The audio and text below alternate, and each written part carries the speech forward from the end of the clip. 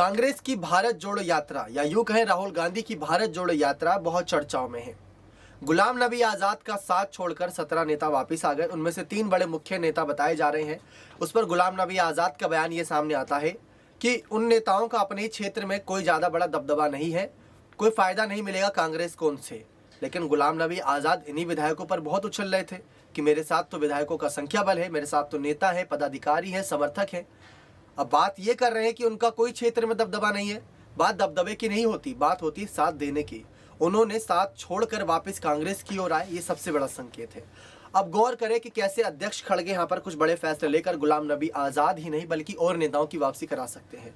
दरअसल गुलाम नबी आज़ाद कांग्रेस पार्टी के बहुत पुराने चेहरों में से एक थे। 50 साल करीब उन्होंने राजनीतिक तौर पर एक्सपीरियंस लिया और उससे ही कई ज़्यादा एक्सपीरियंस मल्लिकार्जुन खड़गे को भी है।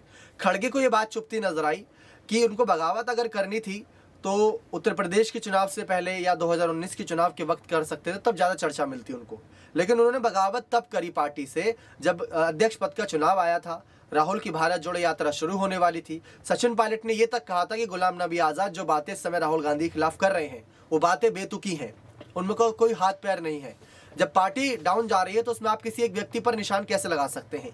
पार्टी का मतलब ही क्या होता है कि पार्टी का मतलब होता है कि पार्टी में शामिल नेता फैसले ले। पार्टी में शामिल मुखिया फैसला नहीं लेगा, शामिल नेता फैसले लेंगे। लेकिन गुलाम नबी आज़ाद ने पार्टी छोड़ना बेहतरीन समझा। अब बात आती है मल्लिकार्जुन खड़गे की। तो खड़गे हर वो मुमकिन कोशिश कर रहे हैं जिससे नेताओं को वापस बुलाया जा सके। उसमें नाम गुलाम नबी आज़ाद का भी सामने आ रहा है। शर्तें रखी जा रही हैं, ऐसा कहा जा रहा है। जयराम रमेश, पवन खेड़ा, इन सबको आगे किया जा रहा है मल्लिकार्जुन खड़गे के द्वारा कि चाहिए अपने नाराज विधायकों, अपने तमाम नाराज नेताओं को साथ लाइए ताकि उनकी नाराजगी को हम दूर करके उनको वो पद दे सके जिनकी लालसा वो रखे हुए हैं। लेकिन अपनी डेमोक्रेटिक पार्टी के सहारे आगे बढ़ रहे हैं अब गुलाम नबी आज़ाद, और कब तक आगे बढ़ते हैं ये सबसे बड़ा सवाल रहेगा। जनता ये देखेगी कि आखिर कब तक यहाँ पर गुलाम नबी आज़ाद को और नेताओं का साथ मिलेगा, क्योंकि अभी 17 आए हैं, कल को और भी होंगे। इससे पहले 100 समर्थकों की खबरें आई थी।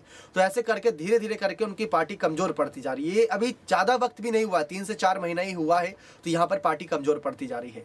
तो अध्यक्ष खड़गे के ऊपर जिम्मेदारी है कि कांग्रेस को एक संगठनात्मक ढांचे के रूप में कैसे मजबूत करें और राहुल गांधी से जो नाराज थे उनकी नाराजगी को दूर करते हुए पार्टी में वापस लाएं। इससे पार्टी की मजबूती बनेगी, क्योंकि आप किसी नेता को अभी लाओगे और 50 साल का एक्सपीरियंस उसको दोगे तो बहुत समय लगेगा। लेकिन अगर 50 साल के एक्सपीरियंस वाले नेताओं को अगर वापस ले आते हो 5-6 महीने के बाद भी, तो फायदा कांग्रेस पार्टी को ही देगा।